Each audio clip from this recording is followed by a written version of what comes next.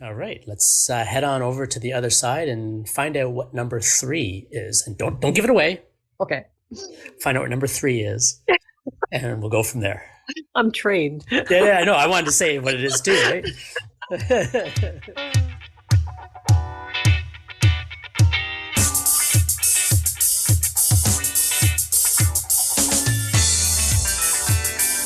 Good morning, good afternoon, good evening, and good night. Joe, Dr. Energy Piazza.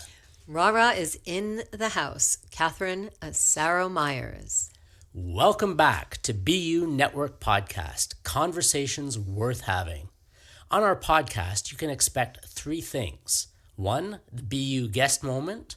2, the BU moment. And 3, the BU final moment. As promised, we are giving you a very special audible on each show. Your job, well, not your job, it's to find it. You know the game Where's Waldo?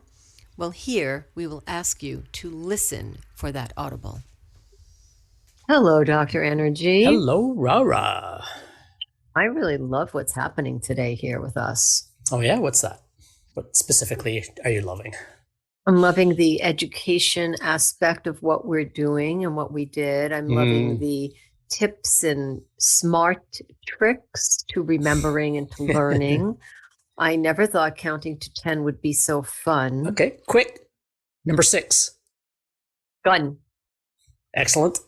I was like, I wasn't sure what we were referring to. Right. Just it's going to stick in my head. And the more we practice it, exactly. Right, our audience will know what that is a little bit later once they hear what's gone on. Mm-hmm. So what happened here since we started recording today was we had beautiful, sunny Niagara-on-the-Lake, Ontario. Right. And then we had torrential downpour. Mm. It was like some dark fall day. And Right. now that's gone and we're back in like another season again. It's funny how we just experienced all these really strange weather patterns. Right. So there's if we want to be intuitive and if we want to see the messages that we're getting, I'm staying inside today. Yeah, we have a gray, overcast, off and on rainy day. Not heavy rain, just sprinkle here and there, and then it dries out for an hour or so, and then it decides to rain a little bit more again. So who knows what the rest of the day is going to be like. Puts a damper on that, but it really makes me think about how hitting the bench with the weights is going to be a way better day than looking to when am I going to go take some kind of I like to go outside. We walk along the Niagara Parkway and stuff like that. But when the weather's like this, we're like, we better just make another plan. There's no reason to let the day go by. So I'm going to go hit the bench. I've got my kettlebells over there, just off to my left there, and I'll be, and after we finish up here, is probably when I'll work out. So yeah, just feels good, right? Feels good to get the body moving. And I know if we don't make a plan for it, it just goes. And what I love about what we learned today is making a plan, having a plan to be smart. And the tips and the education that we got from Howard was so insightful. I mean, this is the second time I've been with him. I've heard him. The first time was through my Rotary at one of our meetings, and I am going to peruse his website so that I can hear him and listen to him and take his courses. I think we're going to be a lot smarter after we dive into that. Especially some of the strategies that he shares on the podcast with us about how to remember things, because he's known as a speed reader, but what he's really about is speed learning. And I think that is a big differentiation, because you can speed read, but can you learn what you just read? Can you comprehend it? Can you remember it and apply it in your life? And that's really what his goal is. And I think that's really a really important differentiation. And I really make that New York connection with him. It just brightens me right up to hear him speak. And I feel like I can hear him think. Let's get our audience over there to really experience Howard Berg in the moment, in the BU moment with us. All right, let's head on over to the other side and find out what number 3 is. And don't give it away. Okay. Find out what number 3 is, and we'll go from there. I'm trained. Yeah, I know. I wanted to say what it is too, right? So just pay attention to what number 3 is when Howard starts helping us learn how to learn. Let's go there. All right. Ciao. We'll see you on the other side. Be you, study. Be more at ease in your communication so you too can have conversations worth having. What is BU Study? A private, online room to rehearse impromptu speaking, receive instant feedback and achieve quick results, and feel confident that no one is laughing, unless you're telling a joke. Plug in anytime, anywhere. Study with seasoned pros. Access your customized feedback. Then speak with ease and build amazing relationships. Hello, Dr. Energy. Hello, Rara. How you doing? I'm doing good. How are you doing? I am fantastic. Our guest has brought me right back home to the Big Apple. I am so excited. I'm home, baby. That's what happened. That's how I feel today. I'm home. It's feels like coming home. What's that Billy Joel song? I'm in a New York state of mind. Absolutely. Right here, right now. Let me get right to it. I would love to introduce our amazing guest today. Howard Speedy Berg has been recognized for setting the world record. Ready for this? Wait for it. For speed reading. Wow. One of my favorite things to do, read. He is listed in the 1990 Guinness Book of World Records for reading more than 25,000 words a minute. Wow. Howard has appeared on over 1,100 radio and television programs, including Neil Cavuto, Jon Stewart, and Live with Regis. His brain-based learning strategies have been hailed as a major breakthrough in publications like Forbes FYI, Selling, Men's Health, Redbook, and Bottom Line magazine, and have been featured in dozens of newspaper interviews throughout North America. Wow. I would like to give a personal round of applause to Howard. I heard Howard at our Rotary.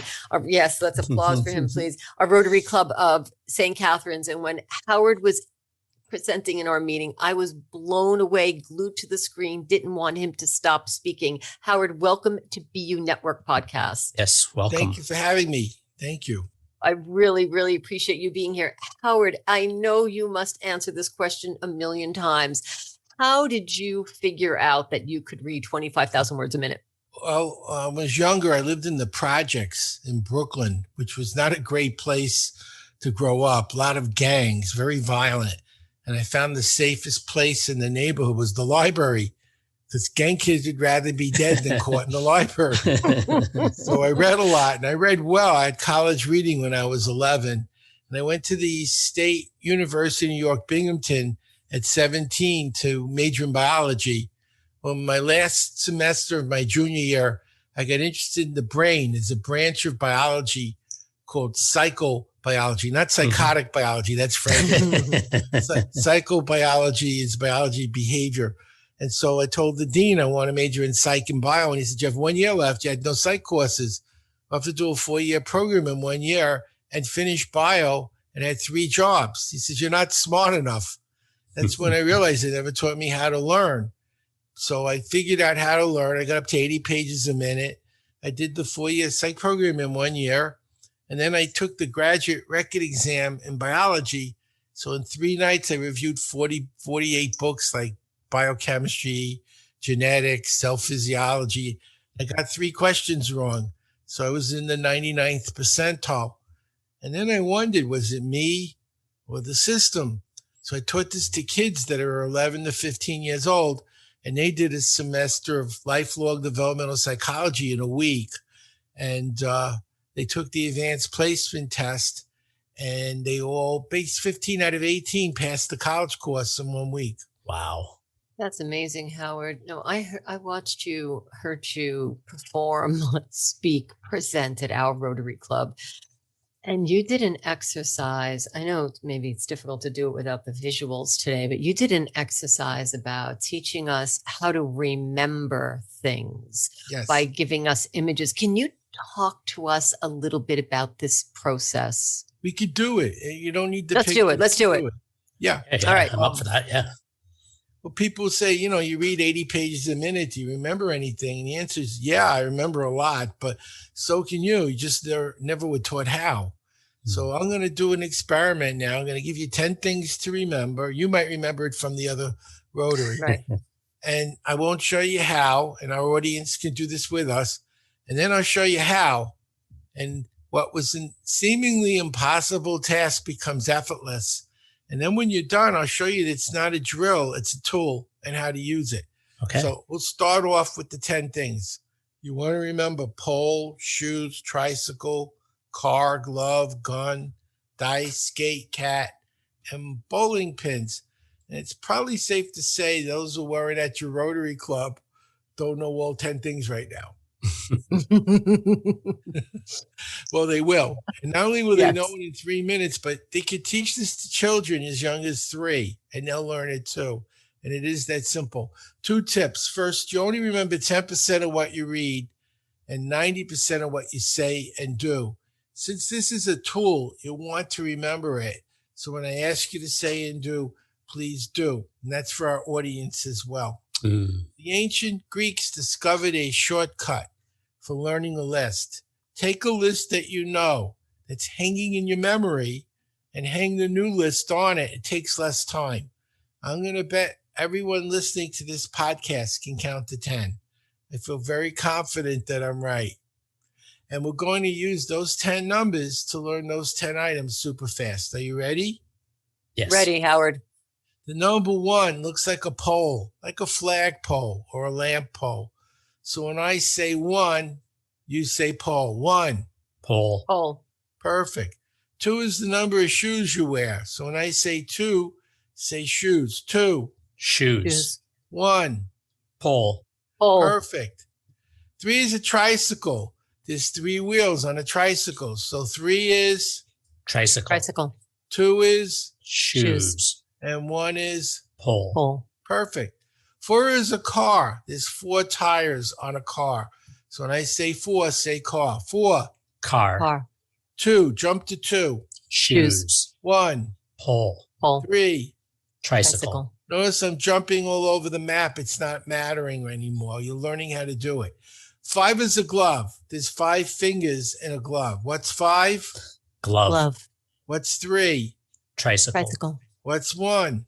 Pole. Pole. It's getting easier. 6 is a gun. I lived in Texas for 23 years. Everyone had a gun except me.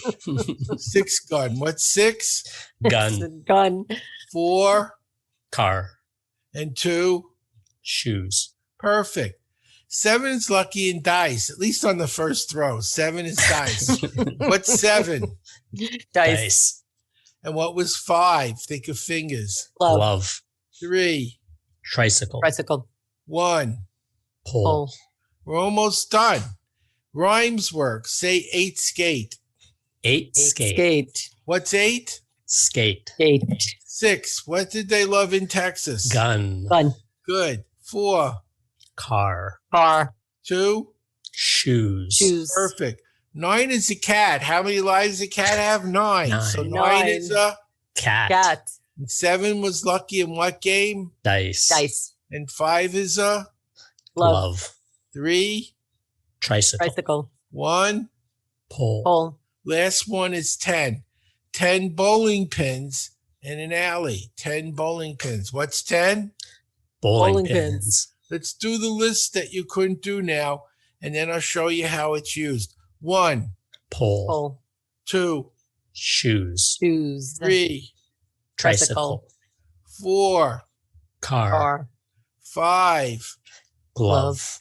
6, Texas. Gun. Gun. 7's lucky in. Dice. Dice. 8 rhymes with. Skate. 9 is a. Cat. Cat. What was 10? Bowling pins. Perfect. You just learned how to speed memorize numbers. Let's say you're in a hotel and the room is 314. most people, by the time they get to the lobby, they don't remember what room they were in. So we're going to make pictures out of the numbers because pictures are easy to remember. And we'll make it something easy to picture. A tricycle hits a pole on a car. A tricycle hits a pole on a car. Tricycle, what number? 3. 3. Hits a pole. 1. 1. On a car. 4. 4. That's your room. Tricycle, pole, car. It's also pi in geometry, 3.14, which everyone forgets. So I teach this to young people for math, science, and history dates.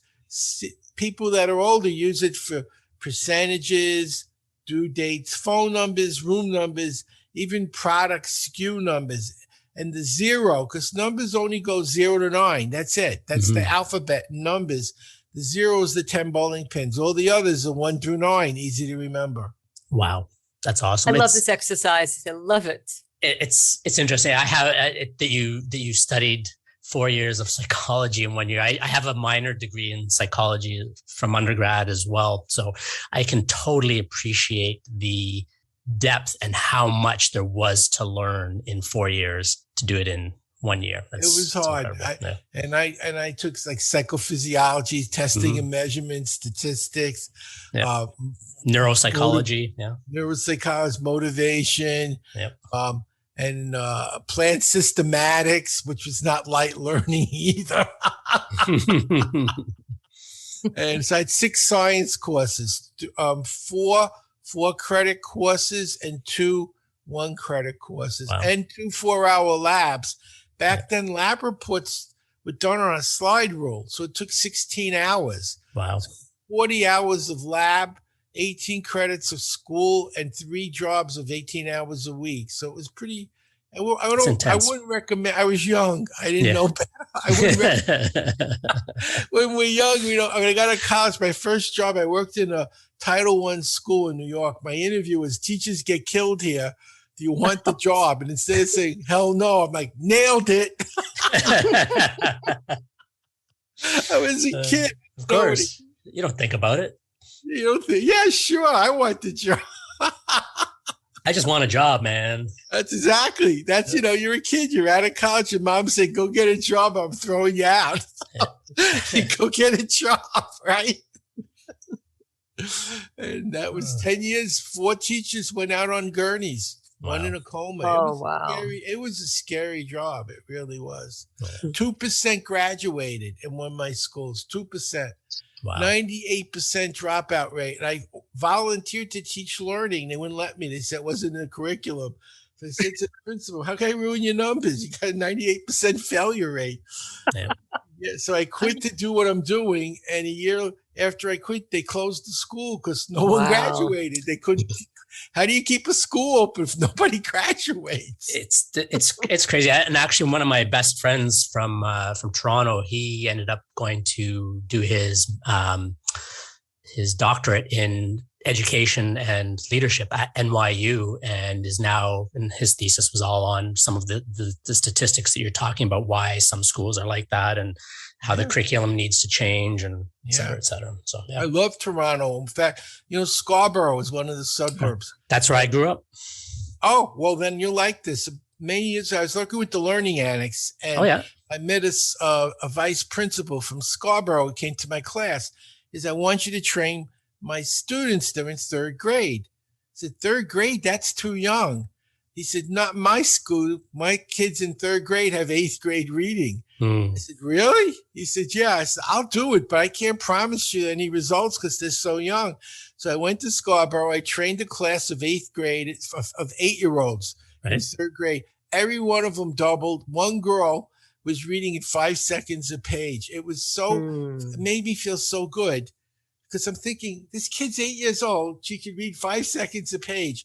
She could do anything she wants in her life now. What an amazing thing she could do. And it made me feel I did something good. It's incredible. We had my grade school class. We were one of those classes that we were kind of above the standard, at least one standard deviation above average as far as academics went and all of that thing. Our class went through grade school getting tested all the time, and it was crazy. So I totally get that.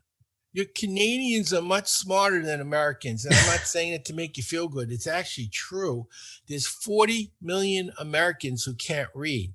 Wow. You don't even have 40 million Canadians. Yeah. So imagine if every person in Canada was illiterate. Wow. That's how many people in America are illiterate. Wow. That's a very scary number. That's very sad. Very sad. Yes. And speaking of numbers, you hold a record with the Guinness Book of World Records. Tell us about that. I mean, it says 25,000, but I've read anywhere from 25 to 80,000 words. And that just, I mean, I'm a pretty fast reader, but definitely not in your league, at least at this point. Well, the real limit to me, I read a page and a half a second. So really what determined was how many words are on the page. Okay. And, the size of the font, how big is the page? They're not all the same. There's 8.5 by 11 pages. Right. There's pocket books.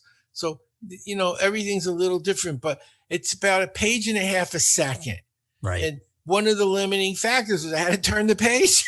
It takes time. It's not if you think it takes a half a second to turn a page, well, that's a lot of time when you're reading a page and a half a second. Yeah. So that's what slowed me down, was turning the pages. Right. It's you must have had this experience when you after you developed this skill.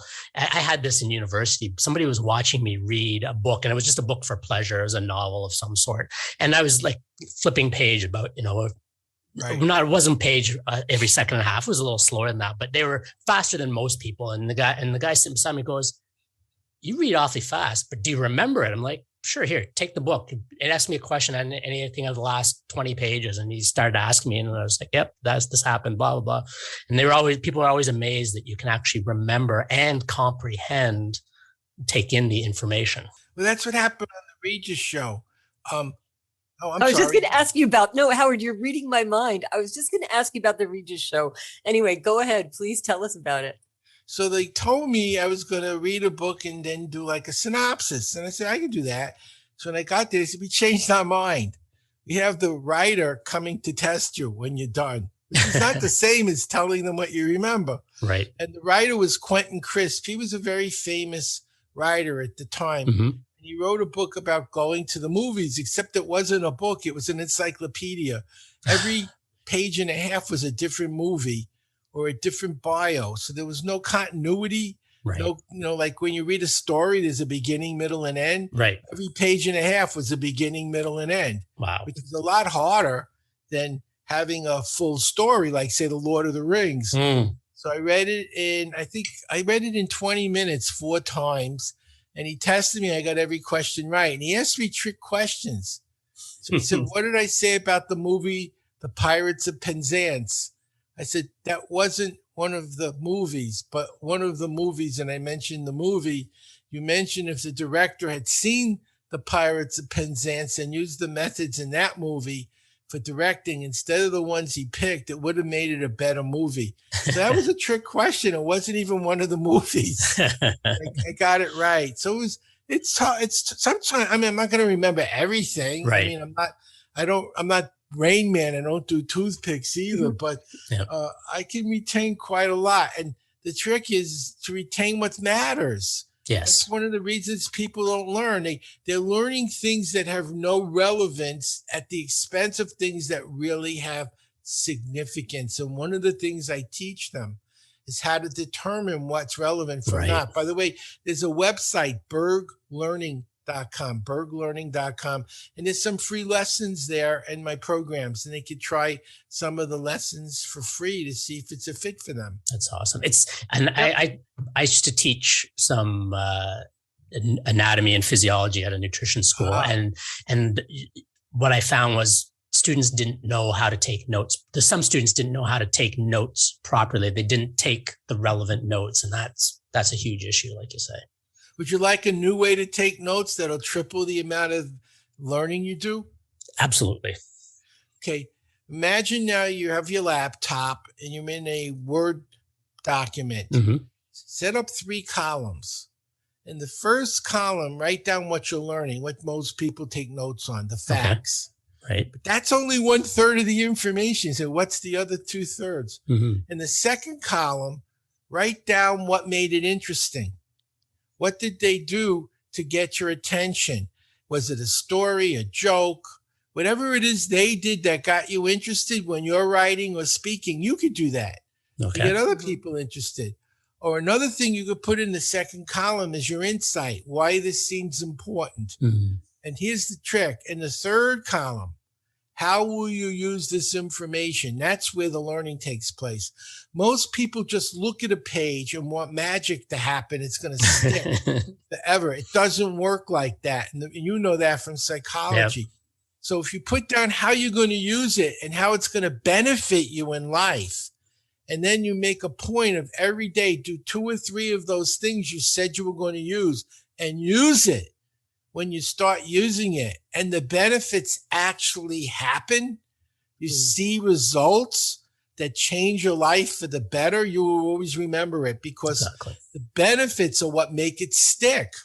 But most people don't learn like that. They just try to look at a page and by magic, it should just stay in their brain forever. And it doesn't work.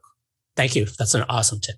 You're also a mind reader. And I know I said that a few minutes ago because I was going to ask you, so you must be very tuned into how conversations go. I was going to ask you about Regis, and then I was going to talk to you about your Berg, about your website and Berg Learning. And you just picked right up on that. You know, just to let you know that there are so many things that you're tuned into.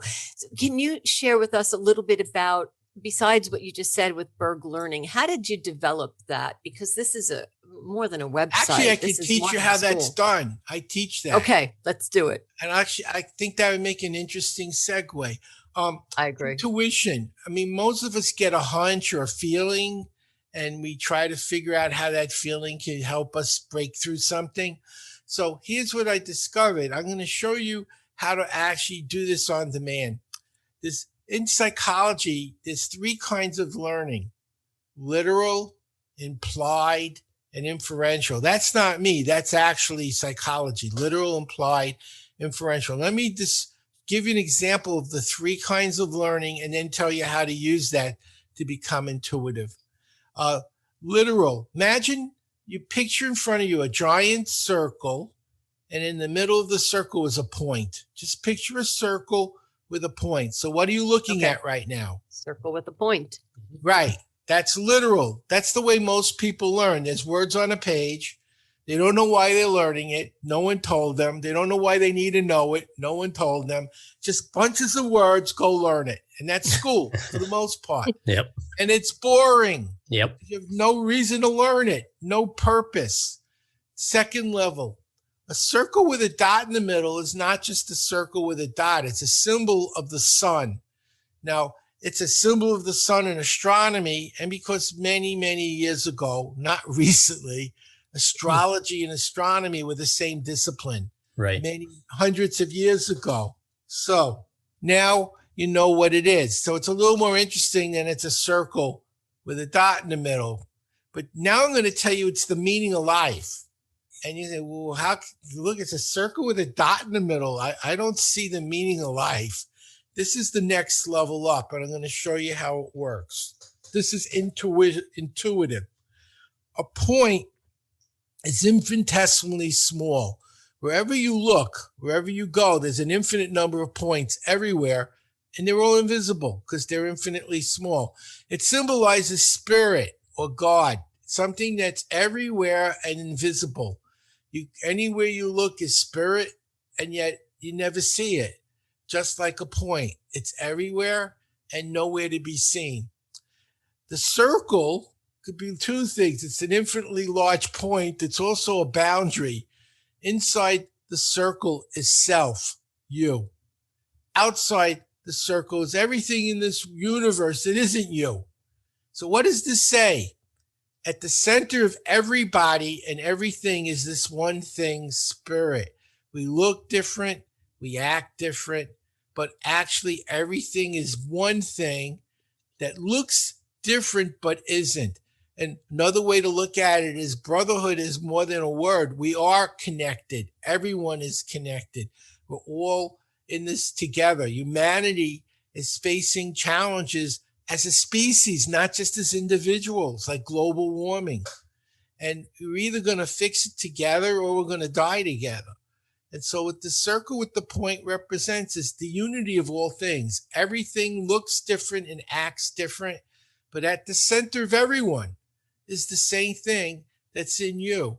And when you begin to see that and live it, it changes your attitude towards people and how you treat people and how you interact with people when you realize we're all one thing and we're no stronger than the weakest of our brethren. And it changes everything about how you act and how you deal with humanity as a whole. Well, I love that. It goes right along with one of my philosophies of life, is that what if you were here to say one word to one person, and that's the whole purpose of your life, except that you didn't know what the word was and who the person was? How would you live your life? That's beautiful. And and live from that. Now, I'll show you how to become intuitive. The normal way we read, if very young, you were taught letters had sounds like A and B and C. And so when we see letters on a page, our brain hears them. It's like when you read, someone's talking inside of your head, one word at a time. And that's how we read words with letters. But there are systems that are symbolic. And so some of the symbols represent love or desire or fear or optimism. And the part of your brain that's going to read that is not the part of your brain that hears words, but the part of your brain that feels, the limbic system. And our intuition is tied up in our emotional brain. Yes. When you have an insight, it's often a feeling. It's something you feel first, and then you start rationalizing what the feeling is. Yep. And I found that you can learn how to do that by practicing learning how to read symbols, and like I did just now with the sun. Right. And as you become better at it, what you're doing is you're connecting the emotional brain to the logical thinking brain over and over and over again till at a certain point they're connected, and you begin to be more insightful as to what your emotional brain is trying to tell you to do. Just like you said, I seem to be in tune with what you were going to ask. It's literal. You can learn to do that. It's a skill, and it's a learnable skill. Excellent. Thank you for that. That's very useful. Catherine? Yeah, thank you so much. I wanted to really absorb what you were saying because I didn't want to just listen to it and speak. I wanted to listen to it, hear it, absorb it, and then, I want to put it into practice. Howard, you have spoken to so many audiences, and you've been on different shows, and you've done so many great things, and you're in Rotary. Can we talk for a few minutes about your impact in Rotary? Because I feel that it's an important part of Sure. my life, and I know we share that. Can you Yes. share a little bit about your Rotary journey? Sure. I'm actually president of my club for the second time. I was secretary before that. Mazel tov. I was the district speaker manager. They have, different departments, and I was the one in charge of the list of speakers for the district in Dallas. And I've been using Rotary as a way to help people. One of the things I do through Rotary is once a year, I train the wounded warriors. Now, when I trained the U.S. Special Forces at Fort Bragg, and I also trained the Canadian Army as well in Toronto many years ago. But I trained the U.S. Special Forces at Fort Bragg. And what came across was the 20 wounded warriors commit suicide every day. And I said, why? They can't find jobs. I said, what do you mean? There's a GI Bill. They can go to school. They don't know how to learn. I said, I could teach them how to learn. They can finish the GI Bill. Well, they have no money. I said, I'll teach them for free. My dad was a wounded warrior. He was on Omaha Beach on D-Day. And so once a year through Rotary, I personally train as many wounded warriors as I can on how to learn so they can go back to having a life and not want to kill themselves. And Rotary does all these wonderful things. It works with people that have been hit with a tornado or a hurricane, or like Haiti, when they had the hurricane, everyone lost their homes. Rotary brought food and water and tents. Rotary's fighting polio. There's only a handful of cases left in the world, and they're in places where the doctors were being killed, like Pakistan, Afghanistan. They were killing the doctors trying to give them polio shots. Rotary's doing water projects in Africa and a lot of other countries to help. One of the stories we did in a well, these young girls would walk 5 hours a day to get water for their village. And unscrupulous men knew where they were going to walk and they raped them. And in that culture, if you were raped, it's your fault. Your family disowned you. So these poor girls are trying to do something to help their families, and then they get accosted by some degenerate and their family disowns them. So Rotary built a well in the town and then built a school next to the well. So now instead of going on this perilous trip and getting raped, they go to school, they get educated, and then they go to the well next to the school and bring the water home from that every day. So they not only saved these girls from being raped, but they gave them an education and they're able to have a future. I mean, that's a wonderful thing to be part of. Wow. Yeah. How many years ago did you join Rotary, Howard? Did you say that? This is about 6 years. I joined an E-Club. It's the Rotary E-Club of North Texas. Because I travel a lot, I do a lot of programs on the road. I couldn't say I'm going to be at a meeting every week because I didn't even know where I was going to be. I could be in Thailand. I can't be at a meeting if I'm in Thailand. So they said, well, join the E-Club. You can go online. And if you can't make the meeting, we video. You watch the video later at your own convenience. I said, I can do that. And that's how I got involved with Rotary, because the E-Club for me was the perfect way of being able to make a commitment I could keep. If I can't be at the meeting, I can watch the video. And did you ever have the vision to be president? Well, obviously it's president 2 years in a row, but did you ever have that as a vision? Not at all. In fact, I didn't even want to be president. What happened was the person who was elected president quit the club after they did the training, and they didn't have anyone to be president. And I said, you know, if you want to be part of something, especially something that does service to your community, you need to step up and take some responsibility. So I became president to fill in that gap. And then this time we had a president-elect and her husband got COVID and almost died. And she got COVID and got very sick. So she said, I just can't do it right now. I have to take care of my husband. So again, I said, I'll do it. This is a small club. We got about 15 members. So we all have to do something to keep it running. So I said, I'll do it, because she couldn't do it. She meant well. She'll be president next year. So it was never like, I want to be president, as much as we need somebody to help fill this position, because we can't have a club if no one does it. And so I decided I would step up to do it to help the club. What a noble thing to do. Exactly. That's how I became president in my Toastmasters club. Same way. And Howard, I'd love to have a conversation with you a little bit more about that, because I'm in my Rotary Club going on to into my 6th year now. And I really have the feeling and the need and the desire to serve at a higher level. We can talk about that. I'm a director in my club right now, and I'm the co-chair of the membership committee, but I really feel like I could step it up, if you know what I mean. Like there's something else, there's more that I can do. So I'd love to have that conversation with you at another time. Absolutely. Okay. Thank you. Thank you. And at this moment in our show, I'd like to take us to what we call our BU final moment. We could talk to you for hours, and hopefully we'll be able to do that again. So in our BU final moments, what we look for is something that came up for you. What rose to the top? What impression, what image, what idea did you receive from being on our show today? And for our guests to hear your share.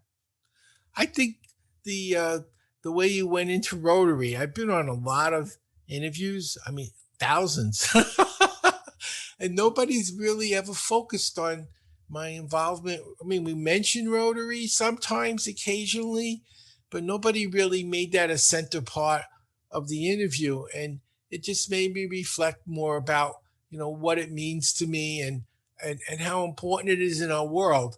For me, we live in incredibly selfish times, not as much in Canada as here, but it's pretty much wherever you go. people are like, if there's nothing in it for me, why do I care? What's in it for me, or leave me alone? And there are very few people left that say, what can I do to help? How can I make a difference? And that's what I loved about Rotary. It's like, I'm going to share something I didn't talk about. When I got out of college, I became a yogi. I spent a lot of time in a yoga ashram and meditating. And even though I don't live in an ashram anymore, it rubbed off on me. It made me realize we're all connected. Everyone matters. It's not just about us. And what I loved about Rotary was this humanitarian vision they had. It doesn't have to be something in it for you. What's in it for you is serving and making a difference and helping build a better world. And that's kind of what I'm doing in my regular work, helping people get smarter so they can make better choices and decisions than the ones they're making. When you look at the world, do you think there's too many smart people making too many good decisions? I haven't heard that. So I feel my job is, I can't make all the decisions. I don't know everything, but I can help people learn more, understand better, read faster, connect more dots. And they will be the ones who find the answers to problems that we're searching for. And I feel that that's what I was thinking about when we were talking, that it felt good to be talking about that, because I very rarely get to talk about that aspect of my life, or even Rotary. Thank you, Howard. Service above self and the four-way test. You are the epitome of service above self. And I appreciate that. And it's very near and dear to my heart. So we definitely have a very big share on that vibration. Yeah. Thank you. You need more people. You need more people.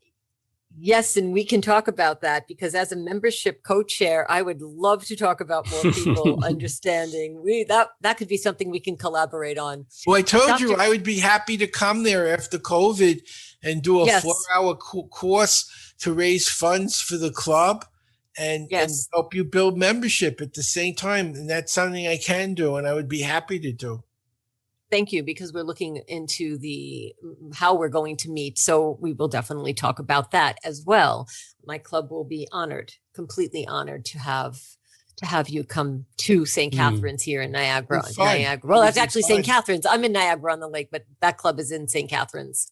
And Howard, I appreciate so much that it means what it does to you, and for you to serve 2 years in a row as president to your club and to offer to come to our club in St. Catharines. It's very generous of you. And as a true Rotarian, we will accept and reciprocate. So thank you so much for that. And anything that I can personally do, I would be happy to do that. Dr. Energy, let's talk about your BU final moment. My BU final moment is that, as Howard mentioned, what's in it for me. So many people ask, what's in it for me? You know, we talk in sales marketing, right? We're always, what's in it for me? So when we're approaching a prospect or a potential client, it's what's in it for me and how can I get something out of this instead of the client getting the best? And I think when we turn our focus from ourself, much like the Rotary service above self is about, when we focus on others and helping them get what they need or what they want, that's when life truly becomes rewarding. We start to pay more attention to and connect with others and see them for who they are. We see them as that dot in the center of that circle. We see that spirit, that light behind the form, that true essence of that person. And when we can recognize that in somebody else, they connect with us and we connect with them at a much deeper level. And it just takes the whole relationship to a whole other place. And that sense of knowingness, connection, intuitiveness is amplified, and you never know what great things are going to come out of it. So that's my BU final moment today.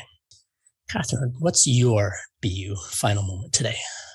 Thank you. Well, Howard, I was born in Brooklyn and raised in New York. And when I said I feel like I'm home, I don't know if you knew that. No.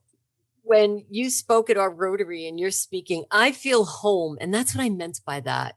that it just makes me feel so comfortable. So I was born in Brooklyn, raised in New York. I lived in Long Island, and I moved to Canada when I was 28 and moved to Montreal. And so I am, I'm a New Yorker. We can't change that. And when I hear you speak, what comes up for me is I just feel so comfortable. I know that I can speak with you and I can speak with lots of people for sure, but there's some unspoken connection and it really makes me feel good. So in terms of learning and remembering and using our intuition and the tools and the lessons that you taught us today, when there's a connection and the connection of Rotary, when there's a connection, it goes deeper than just, I'm here at the moment and let me make the best of it. Or let me make sure that I understand this because, Howard's here with me. It's more than that. And I appreciate what you're doing and what you're offering to us and to our audience. And personally, I want to thank you so much because you just made my day. Well, thank you. I just want to remind people to go to berglearning.com for some free lessons and see if it could help you and your family become more successful in a knowledge-based economy. And by the way, we have a support team to help you. And if they don't help you, I personally do. I want people to know we don't just want to make a sale. We want to make them smarter and have a better life. And we'll support them in doing that.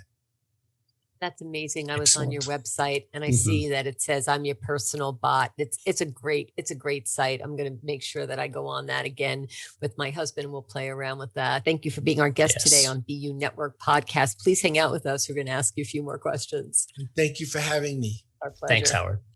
Thank you for joining us. Sharing is caring. Tell your friends about conversations worth having on BU Network. We really appreciate your reviews, and you can do that on Apple Podcast. Thank you. For show notes and links, go to www.b-u.network/podcasts. Connect with us via our website, www.b-u.network, and build a relationship with us. Sign up to receive information, updates, and your free video training at www.b-u.network/pro. We're looking forward to hearing from you, and thank you for being with us. Ciao. Ciao, babies.